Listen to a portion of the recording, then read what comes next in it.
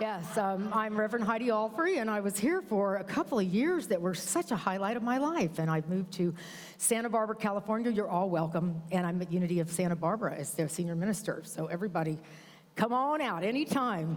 And I tell you what, you all have been such a great group of teachers for me because we do a lot of things that CSL does in Santa Barbara. And I say to them all the time, well, at CSL we did this, at CSL we did that. They're like, yeah, just stop with that. I said, yes, but it's very successful. And one of the things they do every Sunday is talk about the core values. So here's the core values that have been created by this community. They are love, healing, oneness, abundance, spiritual growth, service, and diversity. And so, let me tell you about oneness. Empathy forces us to think beyond the limits of our individual beliefs, shared only by those just like us. Expand your circle of inclusion so that it is so big, nothing exists outside of it. Go into the world and show people how significant they are instead of how significant you are. This can be done through the simple display of empathy and compassion, being an attentive, listening presence.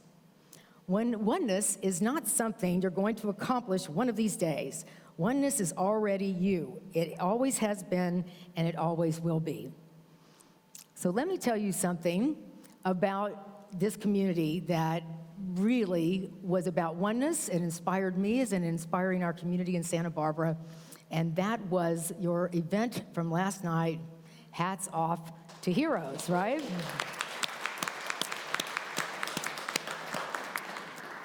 This was an idea. Yes, it was an idea by John Pritchard, right here. Yes, John Pritchard. And we will be thanking all of the rest of you because it took a village for this to unfold. But the pandemic has been an extraordinarily profound and difficult and also spirit awakening experience for everyone. Everyone has had different experiences, but one thing is for sure, we were stopped in our tracks and we had to live life differently. And so what this community did was to consider, as we all started to consider, these essential workers, these people that didn't get to stay home and work from their computers with their slippers on, that they were out there, and they were our grocery store clerks that we haven't thought about, or our post people that we hadn't thought about, and certainly all the medical people, and all of the people that were on the front lines. And so what you all did, rather than have a party that was just about this community, which is so easy to do when you've been part of a community for a while, you all chose these first responders, these essential workers, and celebrated them. And this idea of recognizing that we're not independent, we're not this sort of me versus you, we are all in this together. And from the people that were there last night, from the essential workers that were there last night, this core value happens. It isn't that you have to make it happen. We celebrate our oneness. We celebrate to expand our circle of consciousness so no one is left out, and then we all benefit. So there were 37 essential workers, their last 37 tables. All of you supported one of these essential workers and was a plus one. There were prizes that were given. I think, in fact, our social workers, we had some AV people that were essential workers, Michael and Doug, yeah. Yeah, a lot of people had to step up to the plate when this pandemic hit, and I guess Doug was a big winner, and of course, Doug, you are always a big winner. Yes, bless you, yes.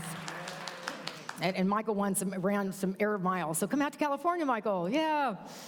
But the main thing is what happened was that you're not just talking about these core values on Sunday, you're living them. That's what this is all about, is to live this oneness. I know everyone was touched. This community was touched. And Chris came out to help us with getting some order, because order isn't my favorite thing. We've had a lot of parties, but not a lot of order. So we're going to do it. We have a huge patio in Santa Barbara, and we're going to do this in Santa Barbara in a few months. So thank you for the spark of divinity that touches all of us. And that's what oneness is all about. Oneness is absolute freedom, absolute release, absolute delight. It is newness that is ever known. It is newness that is ever new. It is known by being it directly, without subject or object duality. It is absolute freedom, absolute release, and absolute delight. And thank you all for inspiring me and that ripple effect of inspiring so many with the core value of oneness. And so it is. Yeah, welcome to another beautiful day. And I'm really happy about those of you that are here for the first time.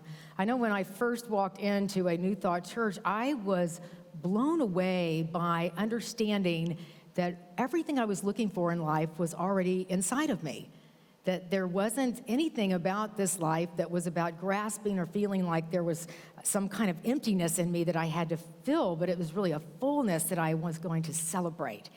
And it has been, and now I got it all figured out, and life is absolutely perfect for me. Yes, yes, that's right. Well, thank you. So I step down now. Yes, but it's really a fascinating and wonderful and miraculous and mystical journey, and all we have to do is stay on the path. And so I don't know how people come for the first time, but it's often through a friend. It's often through someone that you would notice. It seems like you're less miserable. What are you doing, right? It seems that things in your life are sort of just, you're thinking about them, you're talking about them, and they happen. And what are you doing?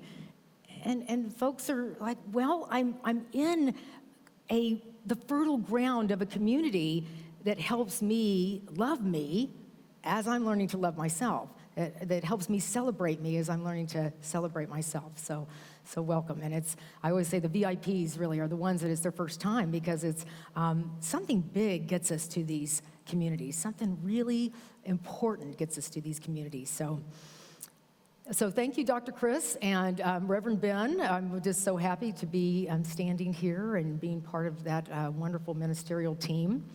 So Dr. Chris and I are absolute opposites, like 100%. No, we really are. It's fascinating because I'll know anything he really wants to do, I would never want to do it, right? And he came to Santa Barbara and was hungry one morning, and he texted me, get over here, I'm hungry, and I have to drive over to his hotel, and I picked him up, and I'm thinking, so let's get something really fast to eat. And we passed the health food store. I said, you want to get a green drink or something? If you're hungry on our way. He's like, no, why would I? No. He said, everybody's told me to go to In-N-Out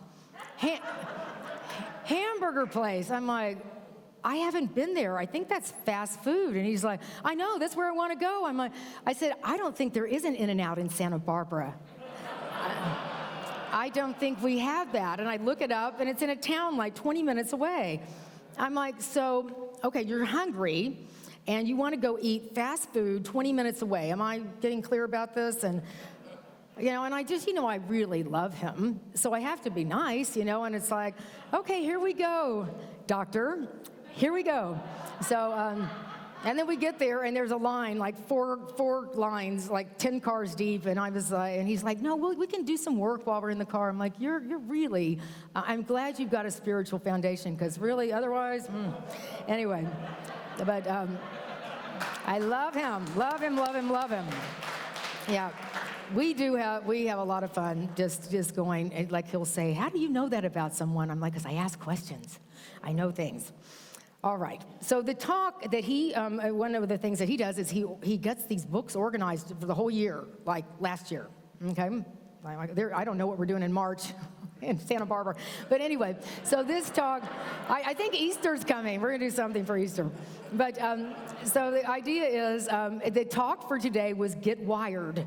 Get wired. I'm like, are you talking about my caffeine intake? Is that what you're doing? And he said, no, Heidi, it's from the book that you all are doing, looking at this month. Ernest Holmes, the founder of CSL, this thing called life. Oh, look at Doug, he's got it right up there. This thing called life. This thing called life. How are you doing with this thing called life? Yeah, you're here. You're doing pretty good. You'll notice life is really a moment-to-moment experience. So if you're here, if you're breathing, I would say life is feeling alive, yeah? I mean, Envy's you've been living other places, and I moved, and I miss you all so much. But what I realize is there's something in me that I was able to experience by being in this community. So I take it wherever I go. And they hear a lot about it, as I said.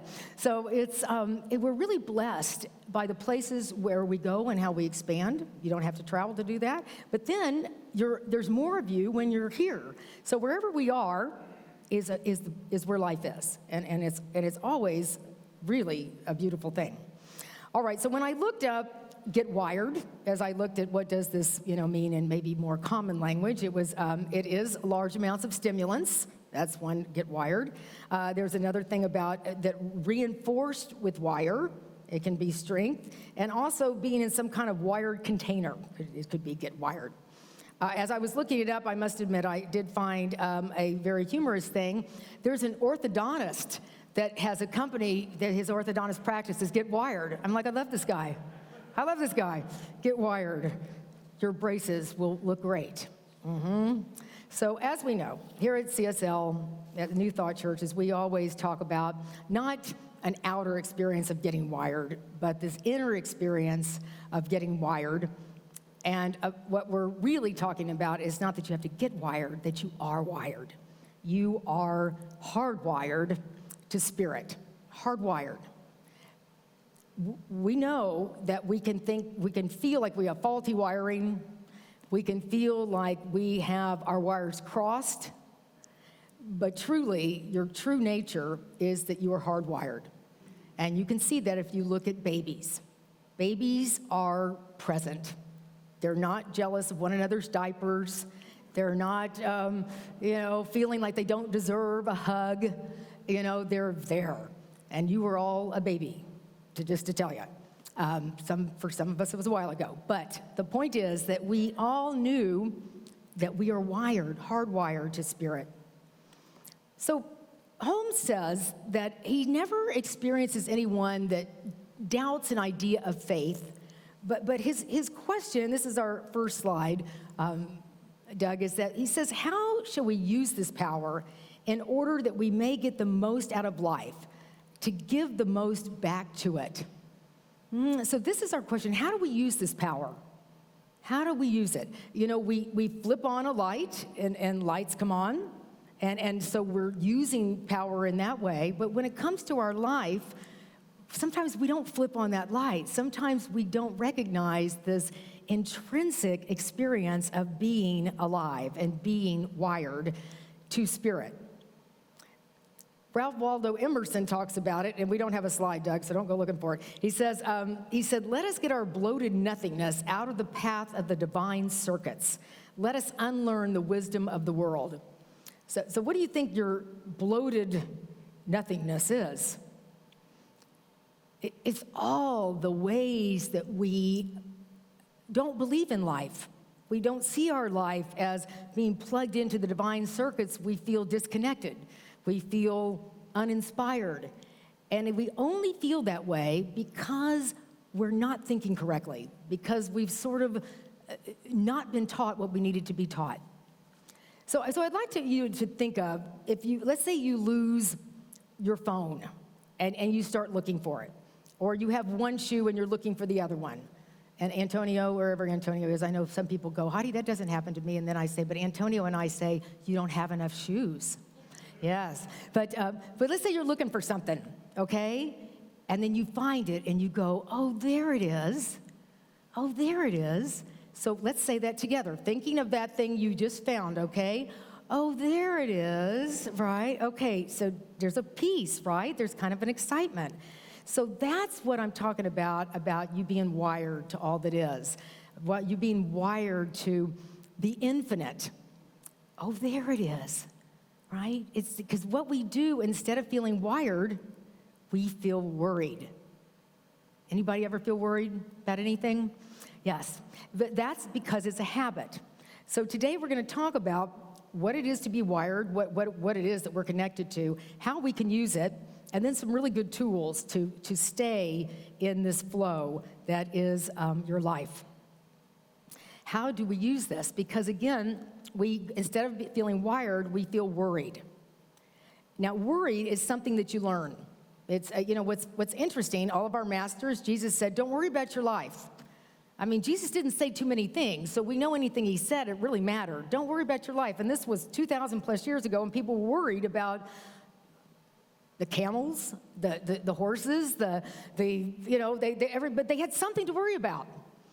And he says, don't worry about what you're gonna, eat or what you're gonna drink. And we can see how you could be worried about that.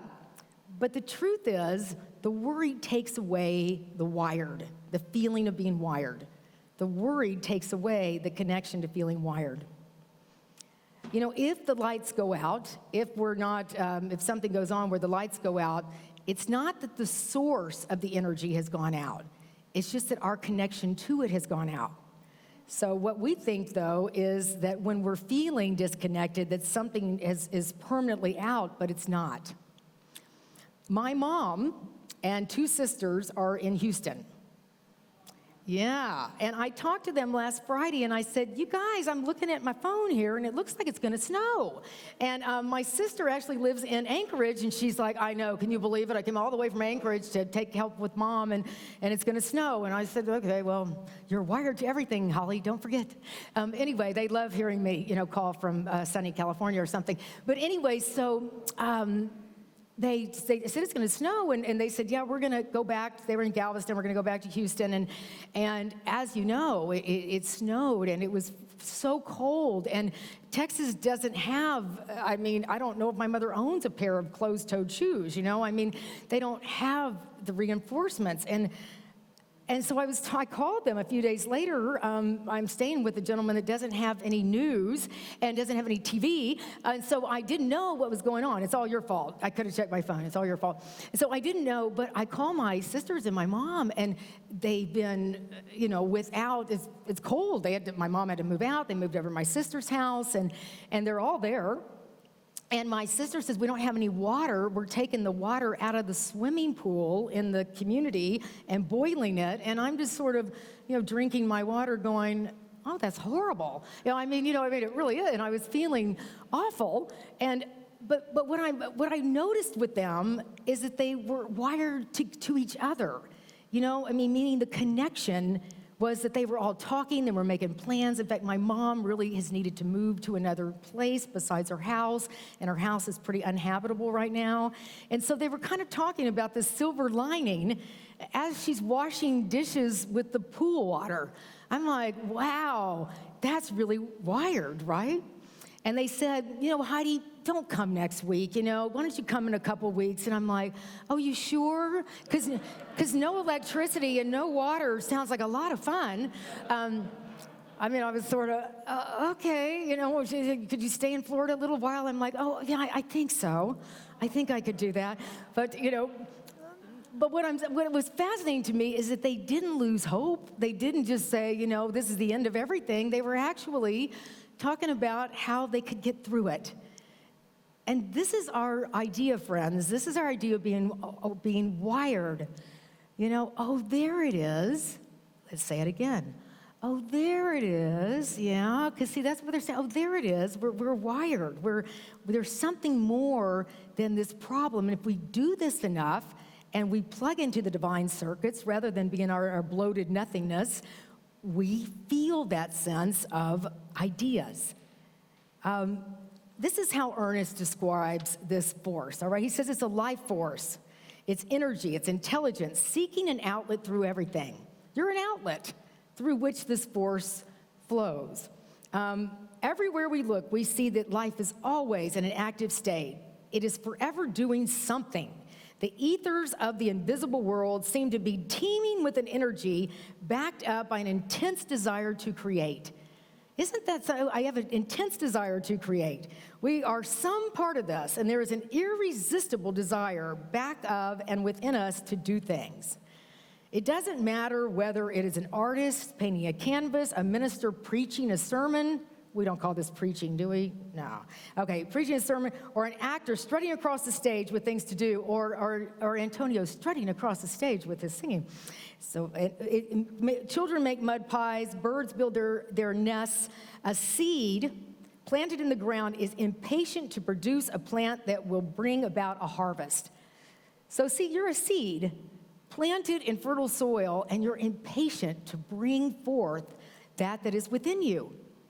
And I know when you wake up and say, rather than saying, good morning, God, we go, good God, it's morning. We kind of forget about what is in that seed that is our life. And so we come here to remember to plug into the divine circuits that no matter how little that idea, I know, John, when you said, let's do hats off to heroes, people were like, I can tell you what they said in Santa Barbara. They're like, well, I don't know, do we have a website that's good enough to put that? I was sort of, okay, I hear that idea. Is anybody else excited? Right? Because do you see, though, that your idea it come from that place of the seed that was in you, and everybody caught the spark that could. And then this thing happened. So this is how important it is to stay wired to this divinity. Here's another quote from Ernest. He says, so this is our life.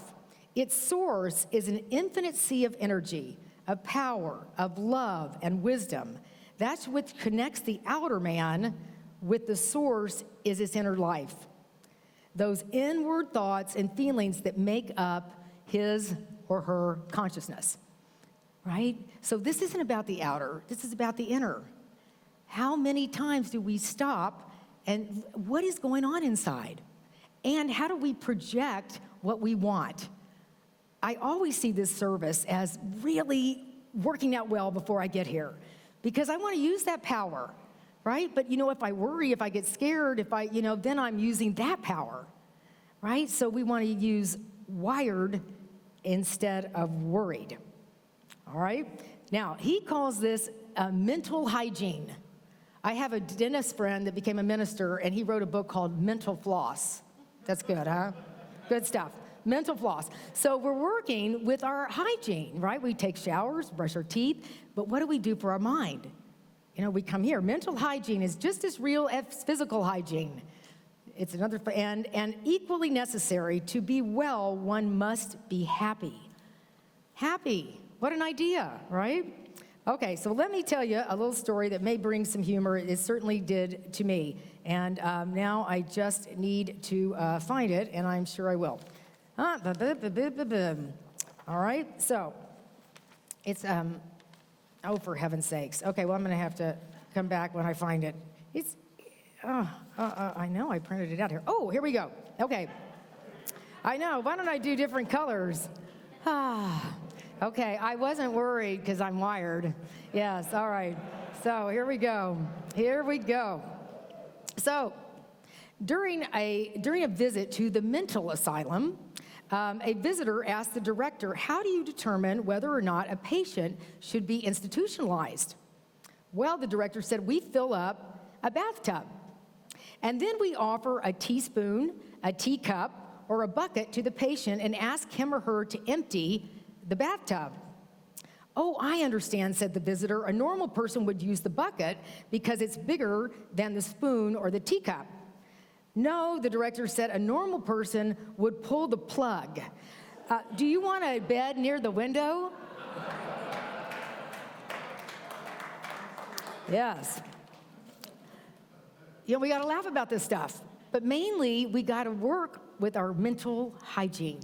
And this is what we do. We are here to remember we are plugged in to the infinite circuits. And I know everyone has something in their mind right now they wish was different in their life. Some kind of challenge, some kind of worry. So I wonder if you're willing in this moment to do this exercise of, oh, there it is, moving to a place of plugging into the divine circuits. So, there's story after story after story. John Pritchard and this wonderful thing happening, all of you coming in and deciding to have a shift in the mind with which you were trained. Ernest Holmes talks about how children are affected, and we were all affected by our families, whatever they were worried about. He talks about a young man who was having all kinds of challenges, and he went and talked to the parents, and the parents were getting divorced. And the mother was mad at the dad and wouldn't let the kids see the dad, and the kid was having all these challenges. So Ernest Holmes said, you're going to need to shift your attitude around this person that's the child's father. And as she worked with the wired versus the worried, she became different. She allowed the child to see the father, and guess what? The child felt different. So we all are undoing a lot of these things we learned as a child. We believe in a lot of things, We used to have those phones that plugged into the wall. Do you remember? Does anybody have a home phone anymore? A few, maybe, right? Okay, but most of us, and they're probably, you're probably like, well, maybe. All right, but the idea is we have what we call now wireless. Yeah? I know a few people know exactly how this works, but most of us just turn on our phone and just start going away with using it. How do we believe this?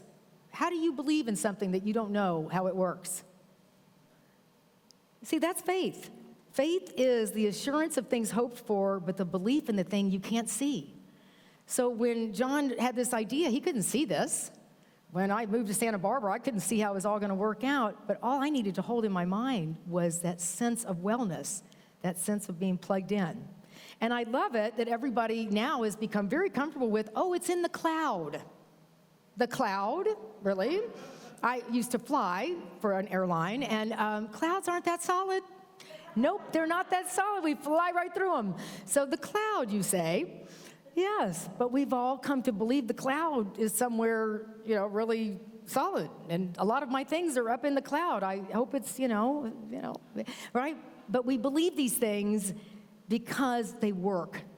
And so you were going to believe this way of life because it works. Ernest he was working with a gentleman that was trying to get a chemistry project done and working for the right formula for this chemistry, actually a contest. And he'd come to the end of his rope. When you've worked and worked and worked at something and you need to take a break, and sometimes you keep working thinking you're going to get to a solution by wearing yourself out. Is that just me? Right? No, we do this, yeah? So the idea is that's not wired. Wired is a flow. Wired is peace. Wired is happy. So this guy worked with Ernest. Ernest said, stop what you're doing, go up to the top of your apartment building and look at the stars. Yeah? I'm going to just have a practice here. Just close your eyes for a moment. I want you to think of anything that feels a little tight in your life, a little challenging, and then I want you to visualize a sky full of stars. And see if that connection to that bigger space makes that little space a little bit lighter.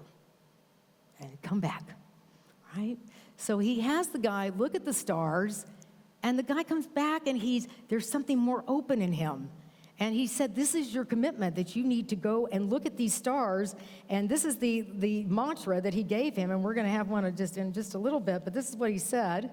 And so whenever you're experiencing a sense of being stuck, you could look on page 114, and this is what he says. He says, the intelligence which creates and sustains all that is now acquainting my mind with the perfect answer to this particular problem.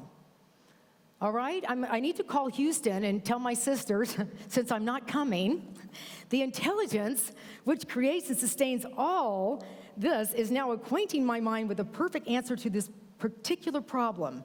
Do we see how he's not about, I can't do this. This will never work. He plugs into the divine circuits, and what happens is his mind then is receptive. His mind is receptive to what his life wants to produce. Okay, so I continue to love folks that keep living from the state of wired living. And there's two gentlemen that I want to talk about that they're, they have formed a group. Hold on a moment. I got to do different colors of paper. That would help. Okay, so these two gentlemen are Kevin Sylvester and Wilner Baptiste. They are actually from Fort Lauderdale, as some people say here, Fort Lauderdale. So they're from Fort Lauderdale, and their stage names are Kev Marcus and Will B, and they are two men that have created a duo, a hip-hop duo called Black Violin. Now, they're two black men, and they play the violin, and they will say in their neighborhood where they grew up, not many people were playing the violin. And Kev says, in my whole life, everybody was like, talking to his mother, you have Kevin playing the violin? That's not what he's supposed to do. And he said, I've listened to these types, and I'm like, okay, well, I guess we're not supposed to be violinists because we're black. And then he says, I'm going to be the blackest violinist you've ever seen. And he also goes on to say, I grew up in a tough neighborhood. I guess my mom wanted me to get away from some of my friends because I was going down the wrong path. So she put me in this Saturday music program. And this is where he met his cohort. Let's see. Oh, the guy is called Wilner Baptiste. So they went on to say, and this is what is so great, they are all about changing people's perception.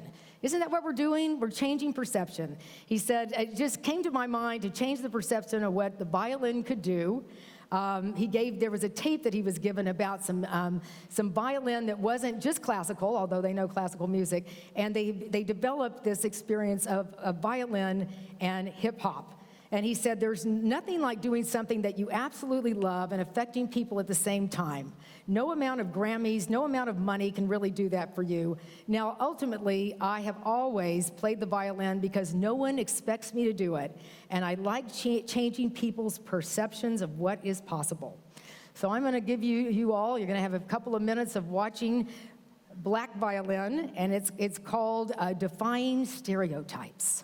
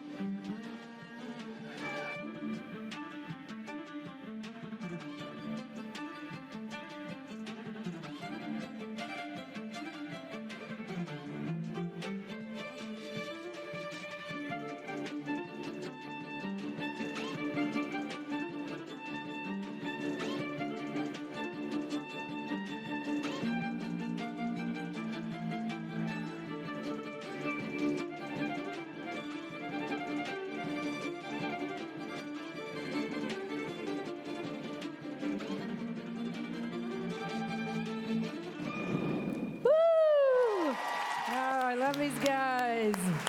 I tell you. If you want to feel wired, look at Black Violin. Their videos are incredible. And, congratulations, guys. He said, our mantra has always been to engage the audience, to look at things from a different perspective. At first, we leaned on the fact that we were different more than our technique. We wanted you to be confused. This time, we try to keep our core message, but with more gravitas, more seriousness, not just to be crazy and different, but really step it up and be badass violinists. Yes, I tell you, they're so good. All right, so wired or worried? Wired completely, yeah, right? And so this is the way that life looks as you are living in your wiredness. And we are going to, one of the tools that Ernest Holmes says, and we're going to close with it, is to affirm that is true. To, as this gentleman that went up and looked at the stars, as these guys that, they're all the people said, you can't do that or whatever. We're going to be affirming some things about you and your life, and we're going to say these together. I'm going to say it once, and then you're going to repeat after me if you're willing to be wired. Here we go. Today I accept the presence of this power. Today, I accept the presence of this power. Today, I believe that it is operating in all my affairs. Today, I believe it is operating in all my affairs. I accept that there is a divine guidance telling me what to do. I accept that there is a divine guidance telling me what to do. Today, I affirm that there is a power. Today, I affirm that there is a power that goes before me and prepares the way. That goes before me and prepares the way. I affirm that this power is love and life. And so I turn from everything that seems confusing. So I turn from and no longer listen to that which denies the reality of God in my experience. I let, I believe, I permit, I accept, and I know. You are wired for spirit.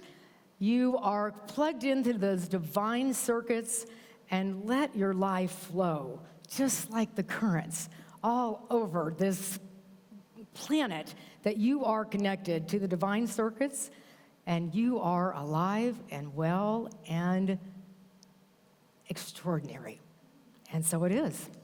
Yes.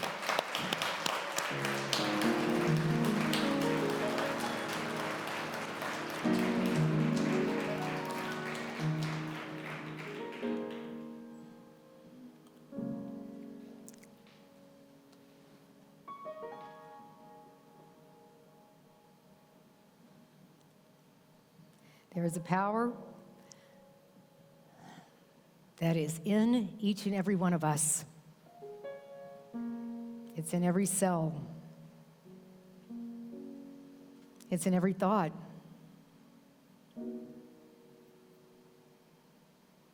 It wakes us up in the morning, and it is the movement. It is the current. And we are hardwired to the passion, to the noticing of this extraordinary life. Oh, there it is. We can relax into it because it's not a place of grasping. It is a place of practicing and of knowing. It is said that principles don't have problems. Spiritual wisdom is not debatable. And so I invite you to see yourself plugged into divine circuits, to see the light in and around you, and know that that has been on since the beginning and will go on forevermore. And let us sing into our oneness.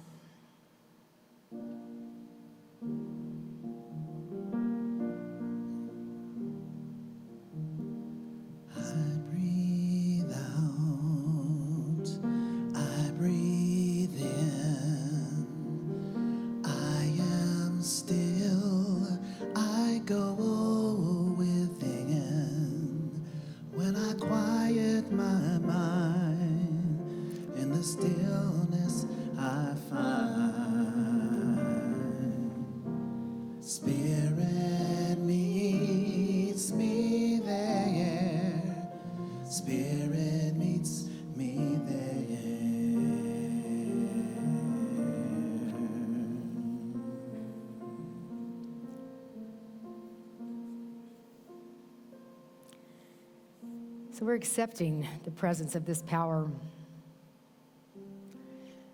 We're believing that it operates in all our affairs. What a relief. We're accepting there's divine guidance and that there's a power that goes before us and makes the way. We are one with it. We believe it. We permit it, accept it, and we know it. So be in the silence with the sense of resting in the power of you.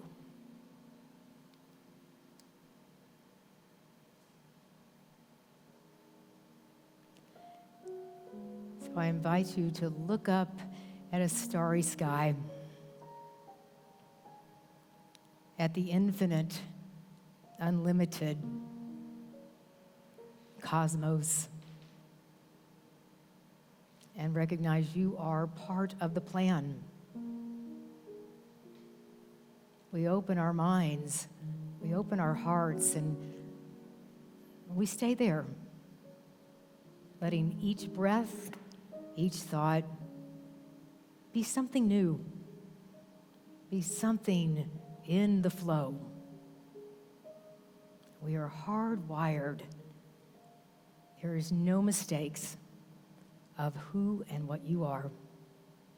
So we rest in that ease, in that comfort.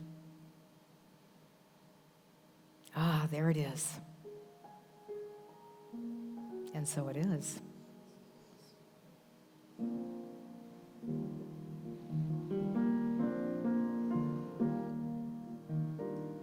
I breathe out, I breathe in, I am still, I go within.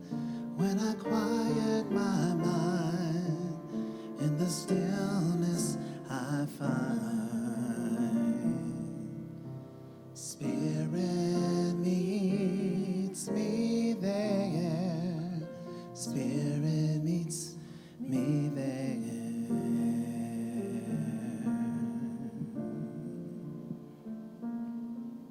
Okay, so we're going to say this together. This is one of those, so many of the tools to stay wired, to stay connected. So let us say our affirmation together. Oh, it's right up there. Okay. I am plugged in to the infinite source of all good. Yeah, so just stay in that flow.